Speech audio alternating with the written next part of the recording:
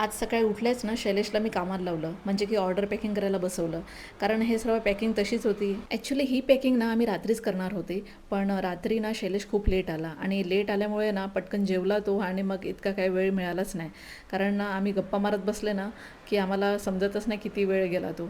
म्हणून मग विचार केला, आम्ही रात्रीच असं विचार करून ठेवला होता की दुसऱ्या दिवशी सकाळी उठतील ना तेव्हा ही कामं सर्व आवरून घेतील असं. आणि दुसरी गोष्ट म्हणजे मला चटणीची ऑर्डर होती, म्हणजे कढीपत्त्याची. तर मी विचार केला की एक दिवस अगोदर का बनवू, सकाळी फ्रेशच बनवेल म्हणजे की व्यवस्थित राहील ती असं. म्हणून मी एका साईडला ती पण तयारी करायला घेतली. आणि रात्रीच एवढा कंटाळा आला होता ना, एक तर किचनमध्ये ना उभा राहायला खूप कंटाळा येतो कारण गरमीमुळे. त्यामुळे ना मसाल्याच्या डब्यातला मसाला जो संपला होता ना तो मी काढला पण नव्हता, म्हणून मग सकाळीच ती बरणी काढून दोन्ही काम केलं.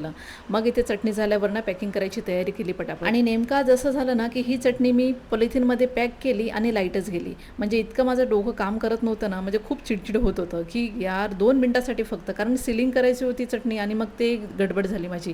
मग काय, माझ्याकडे ते जुगाड भरपूर असतातच. मग मी ना पटकन ना गॅस पेटवला आणि मग त्यावर असं म्हणजे थोडंसं चिटकवलं, कारण दुसरा काही उपाय नव्हता माझ्याजवळ. आणि ते देणं पण गरजेचं होतं आणि पॅकिंग करणं पण आज गरजेचंच होतं. आणि किती घाई गडबड असली ना तरी मी टिफिन काही मिस करत नाही, म्हणून मी टिफिन पण बनवत होते एका साईडला आणि तो पण पॅक करून घेतला पटकन. चला तर मग भेटूया पुढच्या ब्लॉगमध्ये. तोपर्यंत बाय.